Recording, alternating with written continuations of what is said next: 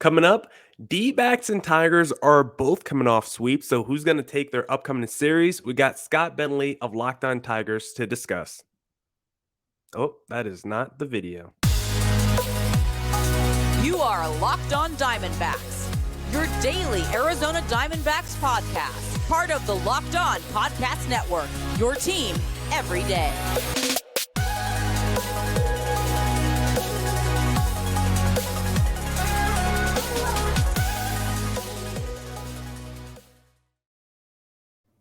Welcome into the Locked On Diamondbacks podcast, part of the Locked On Podcast Network, your team every day listening to Miller Thomas. I'm a multimedia journalist and I'm a graphic designer, so please go check out my website, millerthomas24.myportfolio.com. On there you can see all my latest work, from my packages to my articles to my photos and my graphic design. If you want to see more content by me, just follow me on Twitter at CreatorThomas24 for my personal account, or just look up Locked On Diamondbacks on both Twitter and Instagram for the podcast handle. And of course, thank you for making Locked On Diamondbacks your first listen every day. I would not be able to do this podcast without you, my loyal listeners, sharing, subscribing, reviewing, doing all that so I could do this podcast for you. Thank you. It's free and available on all platforms, so please continue to tell your friends. And today's episode is actually brought to you by Blue Nile. Make your moment sparkle with jewelry from BlueNile.com, and Locked On Sports listeners get $50 off purchases of $500 or more. Just use code Locked On. Now that we got all that out the way, we got Scott Bentley of Locked On Tigers on the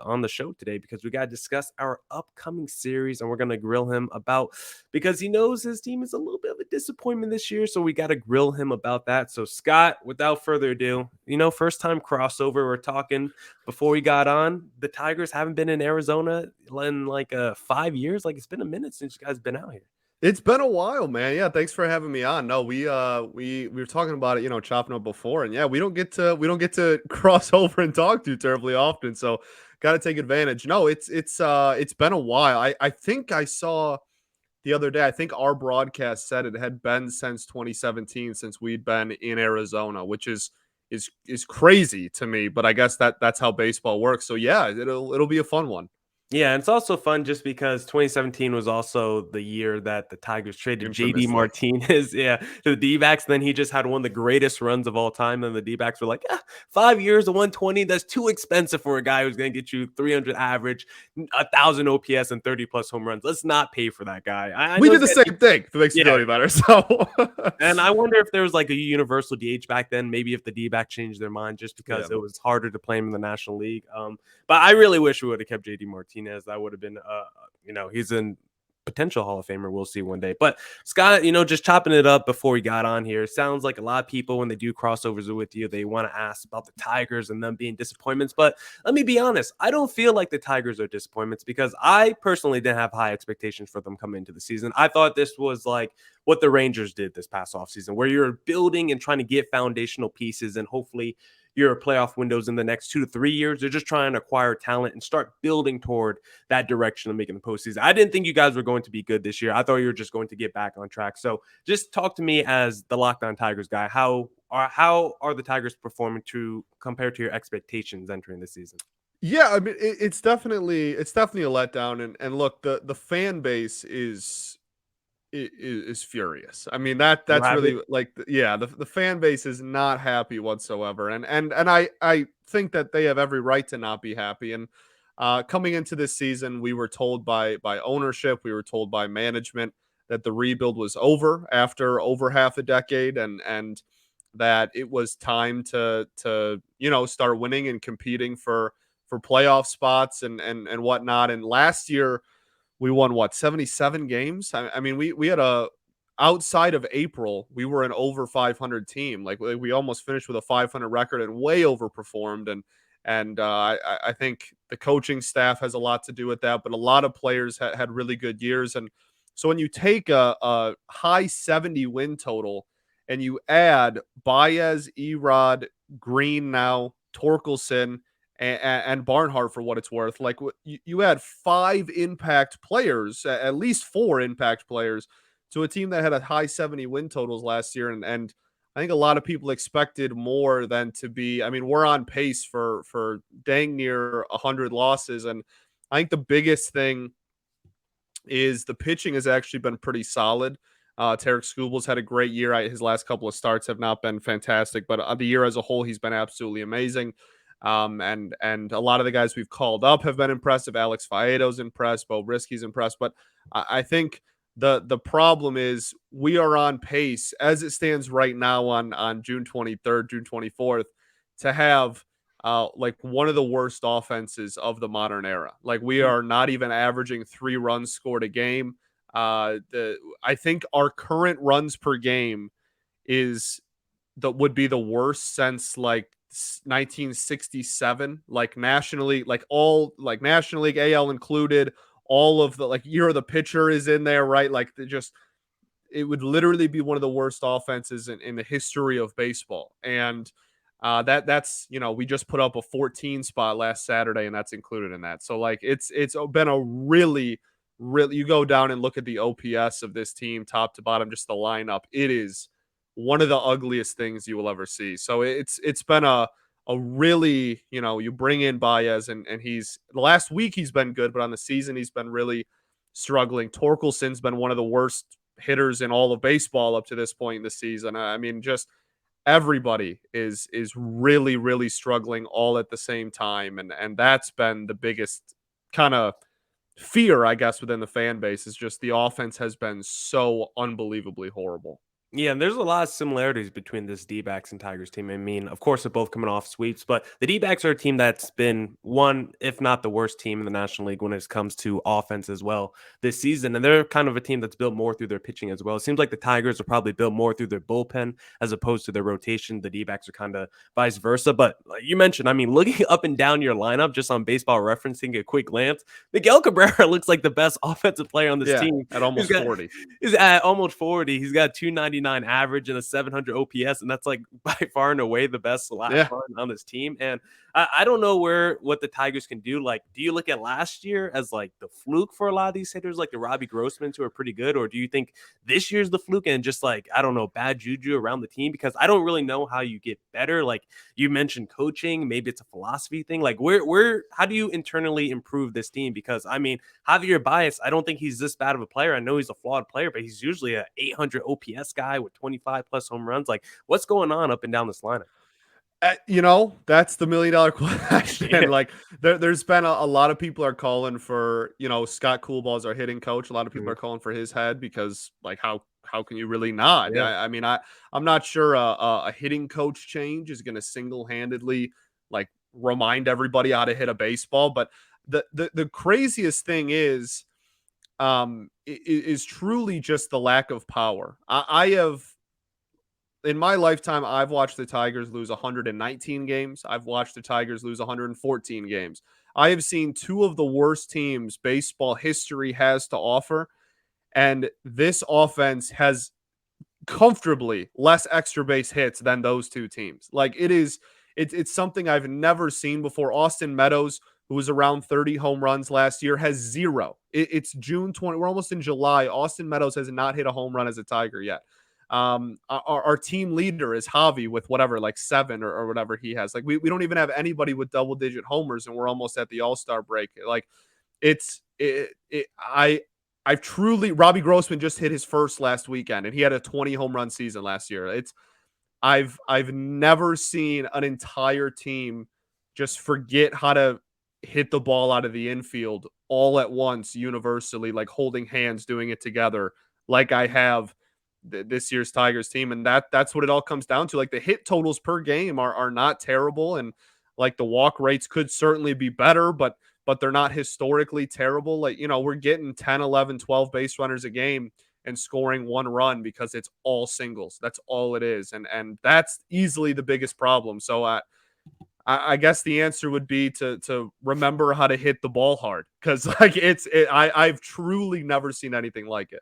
Yeah, I don't know what you can do, but I feel like you probably do need to make a shakeup or something, because the guy like Spencer Torkelson, who has proven on every stage so far of his young career, except the major league level, and he's someone that I just don't want to get basically lost in the sauce. For and sure. Then all of a sudden, the development from him, it just kind of stalled out, because I'm from ASU. So Spencer Torkelson is the guy who, he's the guy I've been on for a few years, and he was a beast in college. He was one of the best ASU players of all time. He raked in the minor leagues. I mean, he was there for like a year and a half, if that. So This is someone who has been a prodigy since like a young age, and he looked like he started off pretty quickly, like that first week of the season with the Tigers, and then has really struggled since then. So I'm really hoping you guys can just, I don't know what it is. Maybe you do need to fire a hitting coach or something like that, because I don't want to see someone like Spencer Torkelson just never have that internal development, never get better. Because as a D-backs fan, I've seen a lot of guys who started off hot, and then all of a sudden, the longer they play in Arizona, it's like, what happened to Robbie Ray? I thought he was going to be, an elite level pitcher. Tiger legend, Robbie Ray, baby.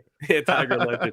So yeah, hopefully Spencer could get back on track. And I do want to ask you about the Tigers, their offseason, their whole rebuild and everything. But it doesn't look like the Tigers are getting any closer to any jewelry, Scott. And if you need some fine jewelry, you need to head to BlueNile.com, because Agreed. whether you're ready to pop the question or you're celebrating a milestone moment, find jewelry as unique as her with the modern convenience of online shopping at BlueNile.com. Blue Nile has simple online tools that let you choose the diamond shape, size, and clarity, as well as setting style. Blue Nile's bench jewelers will then handcraft her perfect engagement ring.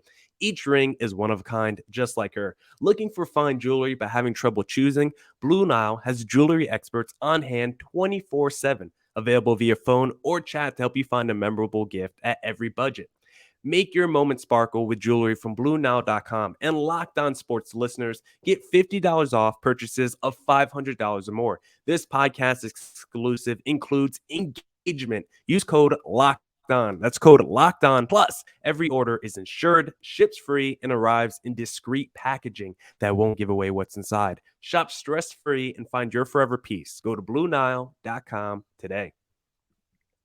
All right. We got Scott here of Locked On Tigers for our little crossover, because our two teams about to face off. And I do want to ask you about, that whole 27 rebuild and everything that's led up since to it, because it felt like they had like a philosophy change this offseason. You talked about how the owners were like, the rebuild's over, because the rebuild, quite frankly, just hasn't worked out. You look at all those players that they, unloaded in 2017, the JDs, the Verlanders, the Scherzers.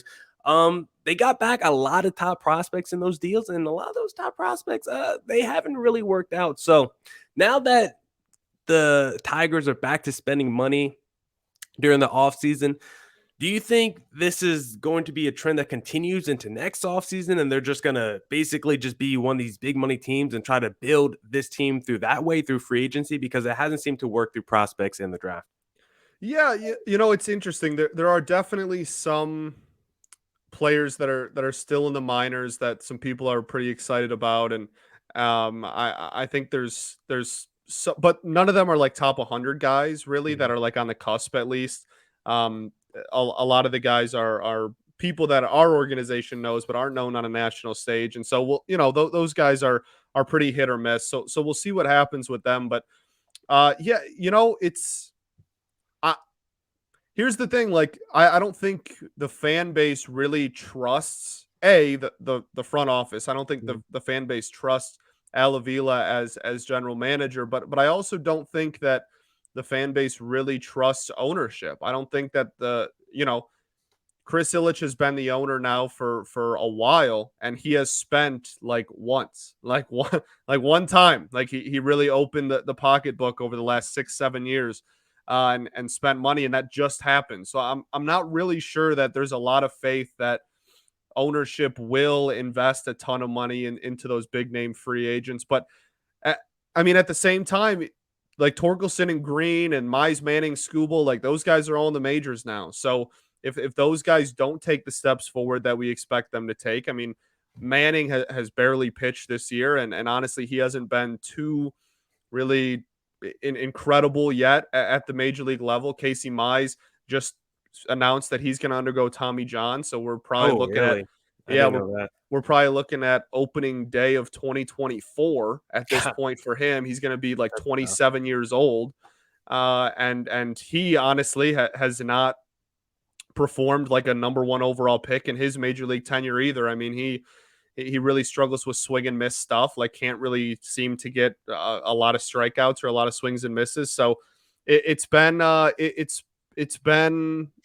time. And I think there's not a lot of faith in the people driving the ship from the fan base's perspective, to really put our faith in them to navigate us out of a rebuild that is already looking shaky.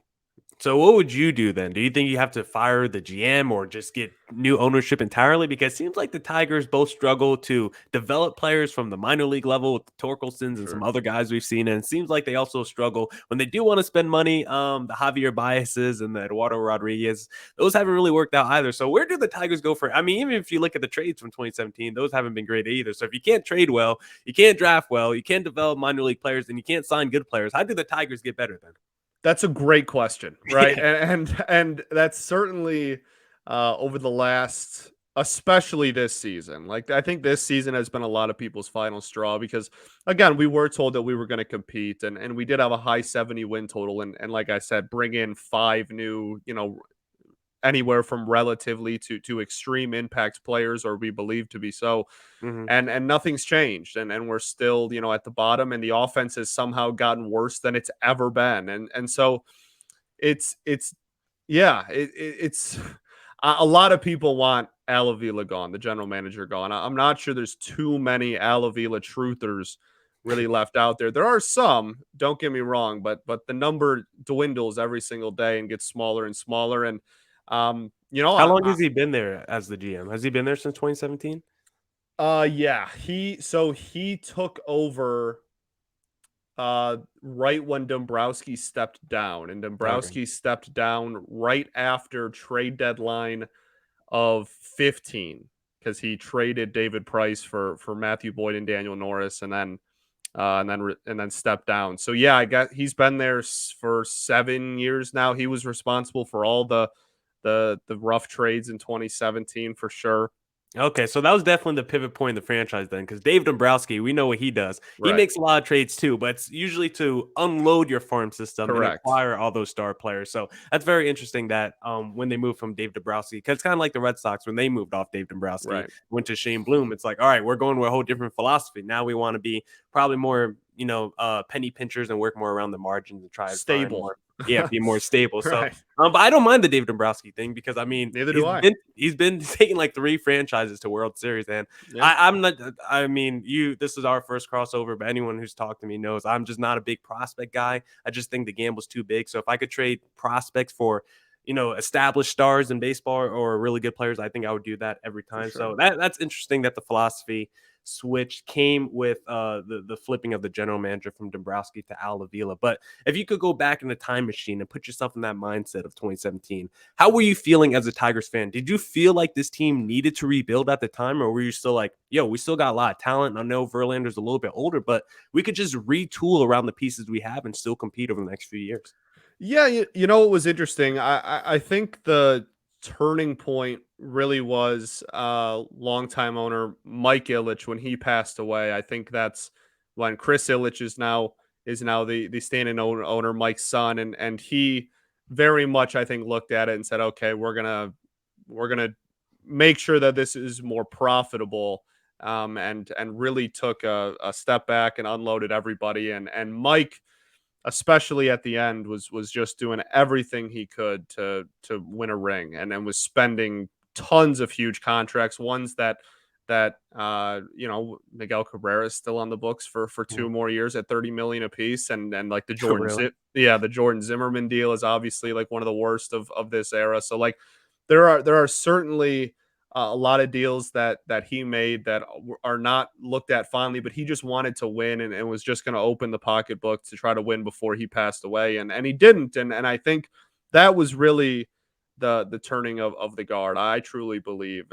And there's certainly an argument that I also think that the second Max Scherzer left, 3 years, 2 years earlier, I think that was also the kind of the beginning of the end more so Mhm. because um, that was a contract that we could have matched and we chose Mhm. not to. And so I think that was kind of slowly the beginning of the end. And then by 2017, I guess and at the time, like nobody liked the JD Martinez deal. Like that was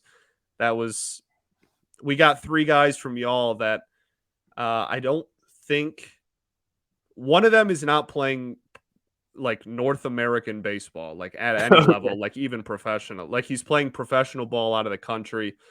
Joel Lugo. Oh my He's God, I'm looking at the deal now. Sergio Alcantara is in that deal. That's actually insane because yeah.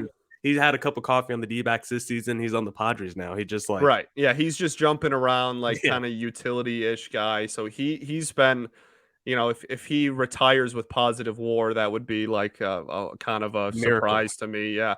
Joel Lugo was the best prospect, quote unquote, we got in that deal, and he was just absolutely brutal for us in 2019. And then yeah, was literally I don't think he's playing professional baseball in America.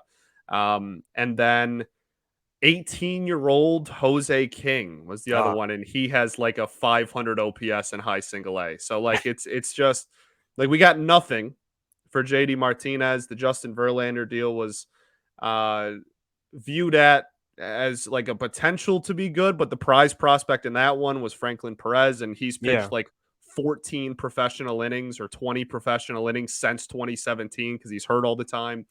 So like he's not even on our 40 man anymore, and Yeah, I think you guys got back like 3 top 100 prospects or maybe 2 top 100 prospects in that deal. I don't think any of them has really turned out to be successful on the major league level. yeah, it's Franklin Perez who I just talked about, and I'll look I'm it up. not sure he's ever going to be. And then Daz Cameron was Yeah. the other one, and he's provided a couple of decent at bats this year, but I'm not sure there's really a belief that he's going to be like a starting outfielder for this team going forward. And then the third one was Jake Rogers, who is recovering from Tommy John as a catcher right Oh now. my God. And so like there's some belief with him that he could be like a platoon catcher going forward, but when you trade the best pitcher in the history of your franchise and you get like maybe a platoon catcher and maybe a fourth outfielder, that's not great. So a lot of deals back then. And then a lot of deals that weren't made too. Matthew Boyd should have been traded in 2019 and he wasn't, and we got nothing for him. Michael Fulmer should have been traded in 2018 or 2019 and he wasn't. And now he's a good reliever, but we could have gotten a lot more from him if we traded him when he was still a starter. So just a lot of missed opportunities by this front office. And so it's really tough for fans to continue to buy in after we're here and we don't really have too much to show for it, even though we were kind of excited and thought we did. And I feel like if I was at MLB GM, I feel like I could build a pretty good team pretty easily because there's so many deals like the JD Martinez's where you're just giving up basically nothing. Eduardo Escobar last year, the D-backs gave him up. They didn't really get much back. Like there's Yeah. so many quality players on the market, even superstar players. I mean, look at the Nolan Arenado deal. It's not like Right. the Rockies got back anything. So there's so many high level, top tier players on the market they could just basically get for nothing if you're a GM. And I don't see more GMs taking advantage of other GMs. Like I feel like the Dodgers or the Tampa Bay Rays, they do a great job of taking advantage of other people. But I feel like it could be, if I was a GM, I would just be fleecing. It would be like fantasy all day. I'm just sending out trade offers and like, here's crappy prospects for your best player. And I think I would get a lot of people to bite on some of the deals because some of these trades we see are just absolutely ridiculous in baseball. But Very Scott, I much. do want to ask you who you think is going to win the AL Central. It doesn't look like the Tigers are going to win it. But if you do want to bet on the Tigers winning the AL Central, which is probably insane odds, you need to head Yes. to betonline.net because it's your number one source for all your betting needs and sports info. Find the latest sports developments, league reviews, and news, including this year's NHL playoffs and Major League Baseball. BetOnline is your continued source for your sports wagering information, including live betting, esports, and scores. And betonline.net remains the best spot for your sports scores, podcasts, and news this season. BetOnline.net is the fastest and easiest way to check in on all your favorite sports and events, including MMA, boxing, and golf. Head to the website today or use your mobile device to learn more about the trends and actions. BetOnline, where the game starts. Now we're wrapping up here with Scott Bentley of Locked On Tigers. But Scott, before we go today, I want to ask you a couple of just general American League questions because before the season, I had a prediction with Silly Baseball that I said the Red Sox were going to make it to the World Series. And the first month of the season, I probably looked like an idiot because the Red Sox were getting walked off a lot. That offense wasn't great. And now you look at me, the Red Sox over the last like 20, 25 games, they've been arguably right after the Yankees, one of the best teams in baseball. Their offense is fire. JD Martinez is still a beast. Devers, Bogarts, they're probably my favorite non-Yankees team in the American League. So now I'll ask you, who's your favorite non-Yankees team that is in the American League right now? Well, I mean, we don't even have to put the non-Yankees clause on there. It's not going to be the Yankees. Okay. That's for sure. You know, as far as like team that I enjoy watching the most, like it honestly, it is the Los Angeles Angels. And like Yeah. I know that that's, they get clowned on a lot, and they have their issues for sure, and all that, and they got off to a really hot start, and they finally had pitching, and then now they don't have pitching, and they're slumping Or a horribly. manager. Yeah, right. Yeah. So like it's definitely a circus over in Anaheim all the time, pretty much.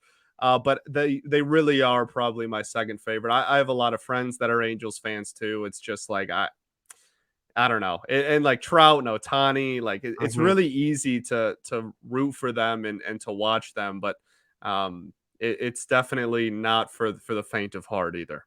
I had this conversation with Sully Baseball the other day because I kind of feel like this. But let me ask you, do you feel like Mike Trout needs a playoff moment or just like that signature something in the postseason to just be the cherry on top of his career? Because we know he's had a great career, but just me personally, I still want to see him do it on the biggest stage just because I can't just automatically say the great player he is in the regular season is going to translate to the postseason because we got examples like Clayton Kershaw where he looks like two different guys in both instances. So do you feel like Mike Trout needs that playoff moment just to cement his status as an all-time legend? Yeah, I mean, I for Just some people he for sure will. Like he for sure will. And like for me, he could retire today, and I think he should be unanimous 100% first ballot Hall of Famer. Like I think he's one of the greatest baseball players to ever play this game, and I think already what he's accomplished is Hall of Fame worthy. But as far as like baseball lore, I mean for sure, like you don't want to look back in 10 years and just be like, oh yeah, like Mike Trout, he was so good, he was so fun to watch. But when you pull up highlights of him, it's all June and July games, right? Like you mhm. want, like of course you want it, and of course I want it, and I think everybody in baseball, everybody who's a fan of Major League Baseball wants that. But as far as like cementing, does it make like he's going to be a first ballot Hall of Famer and get as close to 100% of the vote as the voters will let him get right away. Like as far as cementing his legacy in the game, no, but like do I want it? Absolutely. Yeah.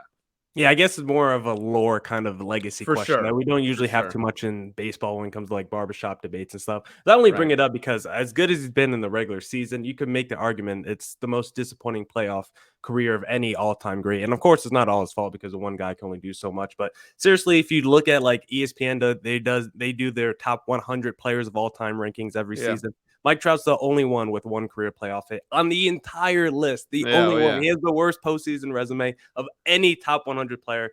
That's a fact because I actually went through each of their resumes one day and I was like, let me look through this. It's like Mike Trout's the only guy 10 years in with one playoff Yeah. hit. It's actually insane when you think It about it, is. the lack of postseason success. And for me, I think I'd rather just Mike Trout go to a different team. I know he wants to be the Angel and retire the LA Angel, but I also don't want to be watching Mike Trout for 20 years and be like, man, he really never was on the big stage ever in his career. Like, I don't think that Yeah. should happen to the greatest players that, pass through sports. I think we want to see their talents on the biggest stages. And For maybe sure. he has to leave the Angels, who have just been a dysfunctional franchise. Like if Joe Madden, the guy who turned Tampa Bay around and broke the 100-year curse for the Chicago Cubs and brought them to a World Series, if he can't do it with a team that has arguably the greatest position player we've ever seen, and then now has modern day Babe Ruth, like if that guy can get that team to the postseason, I don't know what he can do. If you're an Angels fan, so it's just really disheartening if you're an For Angels fan. sure. No, it is With, disheartening for sure. yeah, with how the season started and with how it's gone.